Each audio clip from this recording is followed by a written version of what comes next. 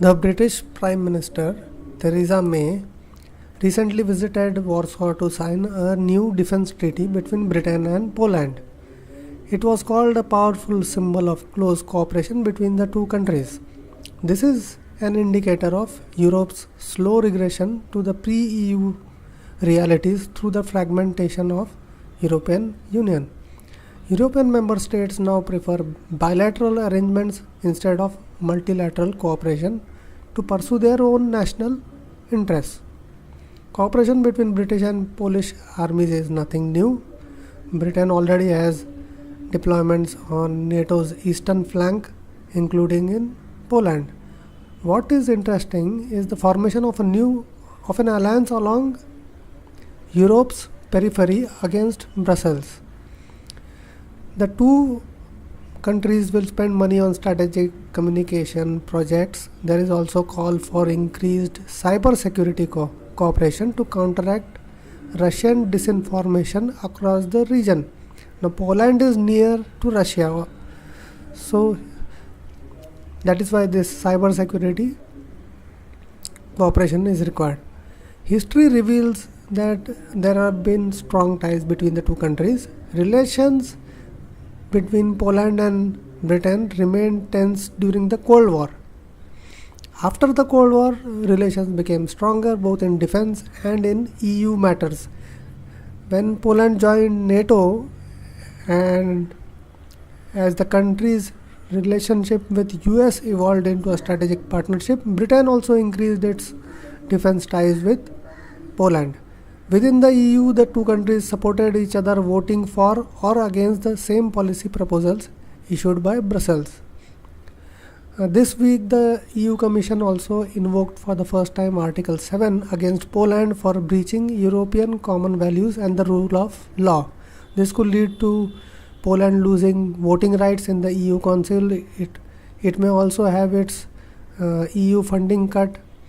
By signing a bilateral defense agreement, Britain is resisting the EU Commission in its attack on Poland at a time when London is also negotiating its own Brexit deal. Poland and Britain are already on Europe's geographic periphery. Now they are both becoming part of its political periphery also. It is no secret that the EU is bureaucratic and operates by a complex set of rules and legislation. This is evident in its negotiation with Britain. Brussels has also been challenging Poland as Warsaw has refused to go along with certain EU directives.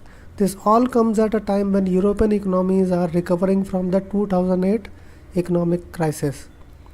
The EU is not capable of adapting because of the way it has been structured. Since the economic crisis, the EU's fragmentation has accelerated.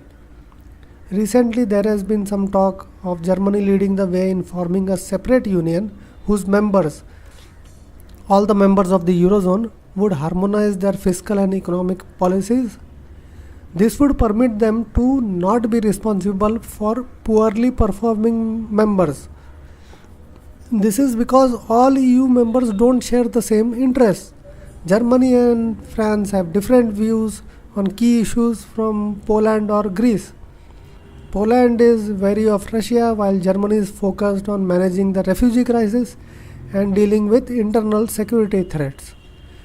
Britain, because of its geography, has always been able to keep its options open. Since World War II, Britain has maintained its balance between US and Europe. It waited to see whether EU would grow into a powerful entity, which it did not, capable of challenging the US, while maintaining its close relationship with the US. It joined the EU when the bloc became more united, but it refused to join the Eurozone. It calculated that if EU failed, Britain would be in a position to exploit the fragmentation of Europe to its own economic and political advantage, and the US would support it. The EU is under pressure as multiple Europes are emerging. Britain is seeking to manipulate the EU's breakdown for its own benefit. It is close to the US on economic and defense terms. With the EU so slowly disintegrating, which is not surprising, Britain may try to form its own alliance structure along the EU's periphery. A military alliance has already taken shape in the East with US support and British involvement. As Brexit negotiations continue and as Britain seeks to deepen its cooperation with certain EU member states, the current free trade agreement within the EU may now face new challenges.